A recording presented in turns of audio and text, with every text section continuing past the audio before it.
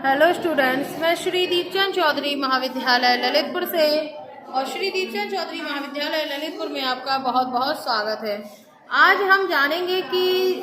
जो आपका home science third year में और इसके अलावा एमए फाइनल ईयर में आपका जो पेपर है उस पेपर का नाम है क्लॉथिंग कंस्ट्रक्शन, और उसमें जो आपका सिंथेटिक फाइबर है, जिसमें सिंथेटिक फाइबर्स में जो है मैं आपको नायलॉन के बारे में जो है वो आपका जो है रासायनिक रेशा है सिंथेटिक फाइबर, यानी तो उसको हम किस तरीके से बनाया जाता है और उसकी टाइप्स यानी कितने प्रकार का होता है उसके बारे में जो है हम जानेंगे। तो नायलॉन को जो है जादुई रेशा भी कहा जाता है, क्योंकि सुगम जीवन रेशे की जो है इसमें संज्ञा दी गई है। वास्तव में जो नायलॉन होता है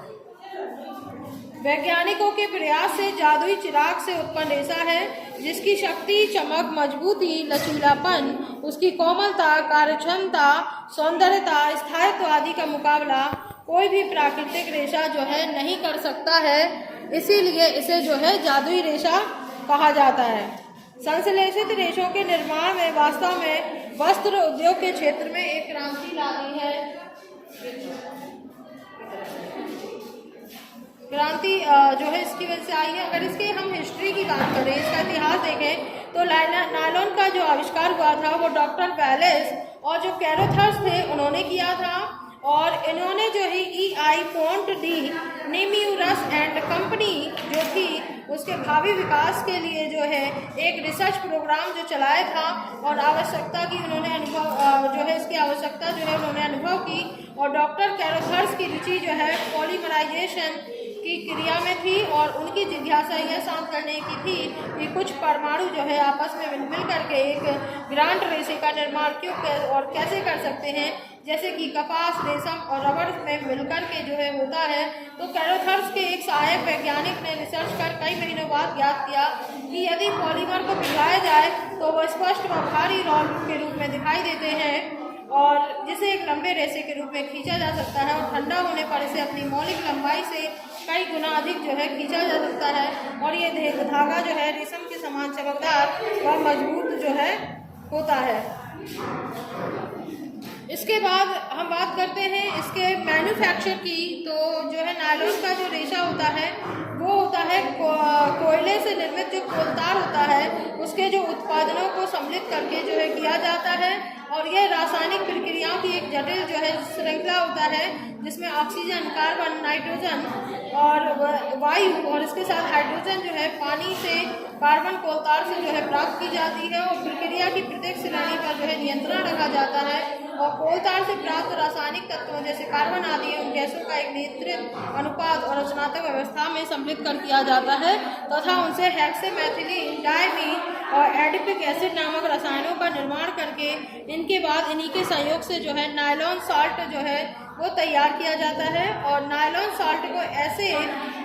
पात्र में गर्म किया जाता है जो एक विशाल प्रेशर कुकर के जैसा दिखाई पड़ता है, और गर्मी से पाकर के जो है ये पदार्थ छोटे छोटे कण मिलकर के लंबे लंबे कतरों में या फ्लैक्स में जो है ये कन्वर्ट हो जाते हैं, जिससे पॉलीमर्स कहते हैं। फिर इन कतरों को पिघला करके एक काटने के यंत्र में जो छोटे छोटे छिद्रों द्वारा, यानी जिसे हम स्पिनरेट कहते हैं, उसमें से गुजारा जाता है, और जैसे ही ये रेशे यंत्र से बाहर निकलकर हवा को संपर्क में आते हैं वैसे ही ये ठोस बन जाते हैं, और ये बिल्कुल ही ज़्यादा अपारदर्शी होते हैं, और इनमें नमनीयता जो है काफ़ी कम मानी जाती है, लेकिन यह मजबूती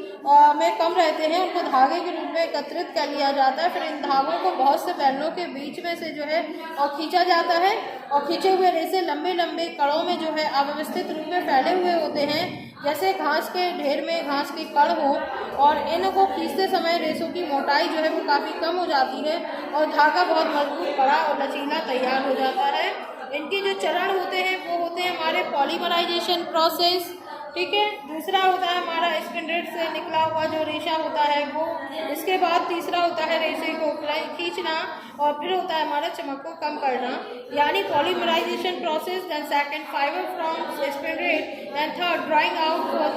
of the fibre, and fourth point is the delustring of yarn, यानी इसके बाद जो आते हैं और ये रेशा जो है तैयार हो जाता है। इसके प्रकार की बात करें अगर हम, तो जो नायलॉन का रेशा होता है एक होता है हमारा बहुरेशीय धागा या मल्टी फिलामेंट। तो ये धागा कई छोटे छोटे सिरे रहित धागों को एक दूसरे में ऐंठन देकर बनाया जाता है। दूसरा होता है मोनोफिलामेंट, इसे केवल एक ही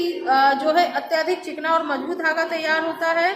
और इसके बाद तीसरा होता है स्पन यार्न। ये नायलॉन के कई छोटे छोटे लहरदार तथा भिन्न माप के रेशों को आधे इंच से लेकर 5 इंच तक के होते हैं उससे बना होता है। इसके बाद आता है टेक्सचर यार्न। तो नायलॉन के कुछ धागे ऐसे बनाए जाते हैं जिसमें कि उसकी सतह पर छोटे अथवा बड़े लूप बने होते हैं और लूप बनाने के लिए सीधे धागों को एक ही यंत्र से जो है निकाला जाता है जिससे कि उसमें लूप जो है वो उठ जाते हैं। तो ये हमारा टेक्सचर यार्न होता है। इसके बाद स्ट्रेच यार्न। तो नायलॉन के धागों को घुंघराला करके बनाया जाता है और दोनों ओर से पकड़कर खींचने से पर ये खूब लंबे हो जाते हैं और छोड़ देने पर जो है ये फिर से जो है घुंघराले रूप में जो है हमारे सामने आ जाते हैं और ये धागे स्ट्रेच धागे कहलाते हैं। इनसे जो है हौजरी वस्त्र बनाने के प्रयोग में जो है इसे लाया जाता है। तो इस तरीके से ये आपका मैन्युफैक्चर और टाइप्स, ये दोनों चीज़ें जो है इस क्लास के माध्यम से कंप्लीट होती हैं। धन्यवाद।